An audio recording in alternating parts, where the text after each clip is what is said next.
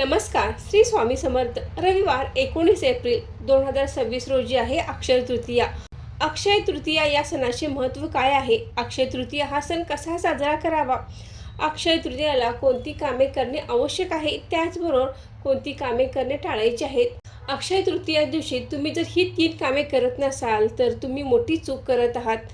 तर कोणती 3 महत्त्वाची कामे आपण अक्षय तृतीयाला करणे आवश्यक आहे हे जाणून घेण्यासाठी हा व्हिडिओ शेवटपर्यंत नक्की बघा. नमस्कार मैत्रिणींनो, मी सारिका भक्ती विश्वमध्ये तुमचे मनापासून स्वागत करते. ज्या दिवसाचा आणि तिथीचा आणि त्या दिवशी केलेल्या कोणत्याही मंगल कार्याचा कधीही क्षय होत नाही, तो दिवस म्हणजे अक्षय तृतीया. अक्षय तृतीया या सणाला हिंदू धर्मामध्ये खूपच महत्त्व आहे. हा फक्त एक सण नाही, तर हा एक 3.5 शुभ मुहूर्तापैकी एक शुभ मुहूर्त आहे. हिंदू धर्मातील प्रत्येक सणाला विशेष महत्त्व आहे. प्रत्येक सण हा फक्त धार्मिक किंवा सांस्कृतिक दृष्ट्या नसून वैज्ञानिक आणि आरोग्याच्या दृष्टीने देखील खूप महत्त्वाची मानली जातात. अक्षय तृतीया हा 3.5 शुभ मुहूर्तापैकी एक आहे. अक्षय या नावाप्रमाणेच कधीही क्षय न पावणारे. या दिवशी कोणतेही कार्य केले तर अक्षय टिकते. जप, ध्यान, दान केल्यास त्याचे पुण्य अक्षय टिकते, ते कधीही संपत नाही. अक्षय तृतीये दिवशी बसवेश्वर जयंती व परशुराम जयंती देखील असते. अक्षय तृतीयेचा दिवस 3.5 शुभ मुहूर्तापैकी एक असल्याने या दिवशी मौल्यवान वस्तूंची खरेदी करण्याला विशेष महत्त्व आहे. या दिवशी सोने, चांदी, घर, गाडी, बंगला अशा अनेक मौल्यवान वस्तूंची खरेदी केली जाते. इलेक्ट्रॉनिक वस्तूंची खरेदी केली जाते. तुम्ही जर एखादा नवीन व्यवसाय सुरू करणार असाल, एखाद्या चांगल्या कार्याची सुरुवात करणार असाल तर अक्षय तृतीया हा दिवस अत्यंत शुभ मानला जातो.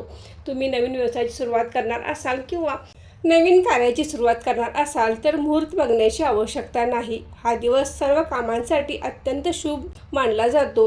अक्षय तृतीये दिवशी मौल्यवान वस्तूंची खरेदी करण्यात जसे महत्त्व आहे, त्याचप्रमाणे अक्षय तृतीया दिवशी 3 महत्त्वाची कामे करणे अतिशय महत्त्वाचे आहे.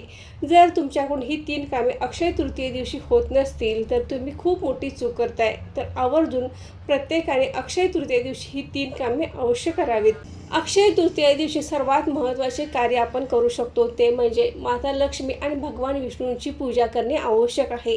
आपल्या घरामध्ये माता लक्ष्मी आणि भगवान विष्णूंचा फोटो असेल तर त्यांची पूजा करणे आवश्यक आहे. आपण एखाद्या पाटावर किंवा चौरंगावर माता लक्ष्मी आणि भगवान विष्णूंचा फोटो असेल किंवा फक्त देवी लक्ष्मीचा फोटो असेल तर त्याची पूजा करू शकता, कलशाची स्थापना करू शकता. आपल्या घरामध्ये माता लक्ष्मीचे आगमन व्हावे आणि आपल्या घरामध्ये माता लक्ष्मी स्थिर व्हावी यासाठी अक्षय कलशाची देखील याची स्थापना केली जाते.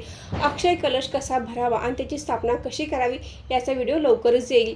तर आपण या दिवशी भगवान विष्णूंच्या देखील सेवा करणे आवश्यक आहे. तर आपण या दिवशी विष्णू सहस्त्रनाम किंवा विष्णू सहस्त्रनामावळीचे आवर्जून पठण करायचं आहे किंवा तुम्ही व्यंकटेश्वर स्तोत्राचे देखील पठण करू शकता. अतिशय शुभ दिवस आहे. तर आपण माता लक्ष्मी आणि भगवान विष्णूंच्या भरपूर सेवा या दिवशी करायच्या आहेत.